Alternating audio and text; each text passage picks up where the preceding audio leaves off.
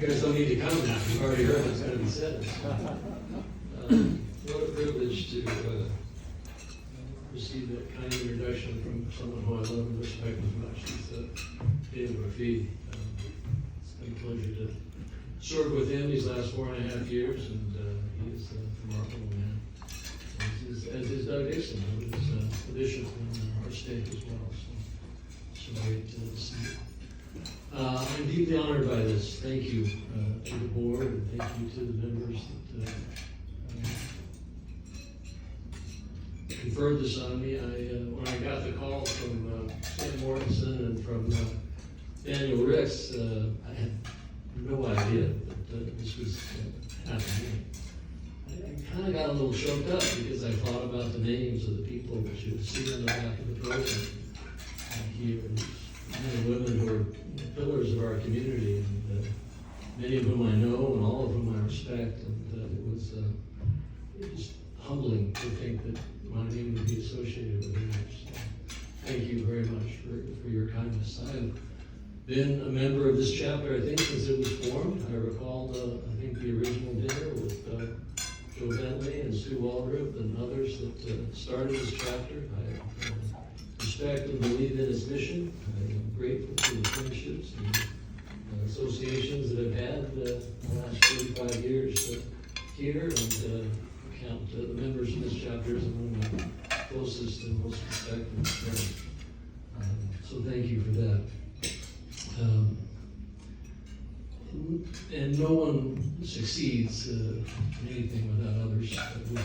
I've been blessed to practice with great partners and associates and staff and firm, and any success we've had, in the legal world has been because of those people.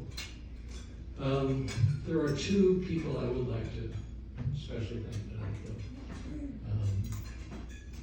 It is often said that the law is a jealous mistress. No one succeeds in our profession without a lot of hours of work. I was never the smartest lawyer in the program, but I always tried to be the best prepared. And to be the best prepared takes a lot of time.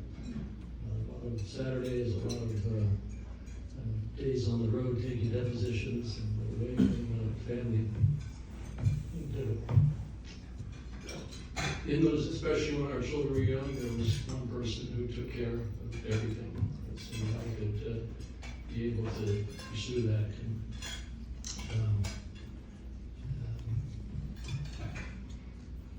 I think of all the nights away and all the time spent, and never once did my Betsy complain. She was always loving and kind and supportive and encouraging. I loved her with all my heart on the day we were married 40 years ago in the Hawaii Temple, but I had no idea how lucky I was. And what a perfect partner and friend and companion and counselor and confidant and wife and mother and now grandmother that she would become. Every good thing in my life was perfect. I've had many titles and many honors in my life, but there is no title which is more sacred to me than that of Betsy's husband. And there is no honor that I have received or will ever receive that is greater than the privilege of being her eternal companion. So, thank you, my love.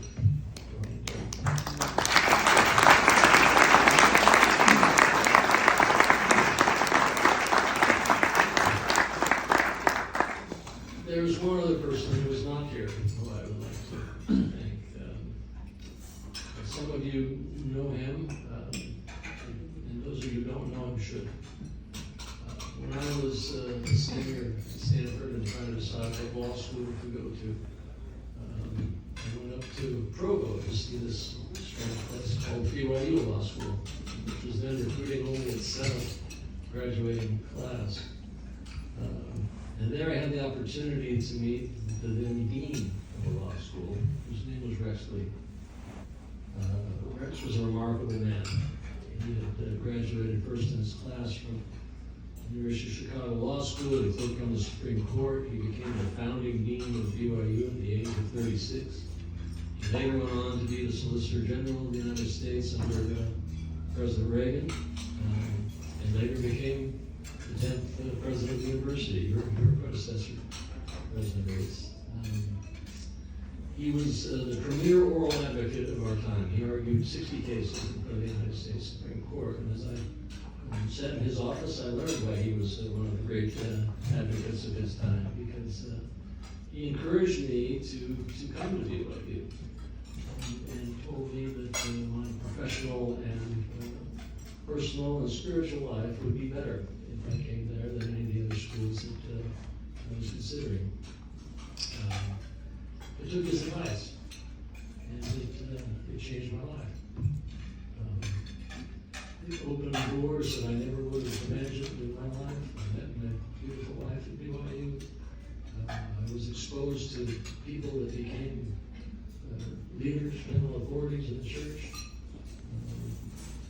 And I had the privilege to work with Rex as a research assistant, and we stayed close friends for the rest of his life. He died much too young, 65. He was a unique combination of a brilliant intellect, an ability to persuade, an ability to make people feel like they were the most important person in the world when he was talking to them, a tremendous sense of humor, and a deep and abiding testimony of the truthfulness of the restored gospel of Jesus Christ.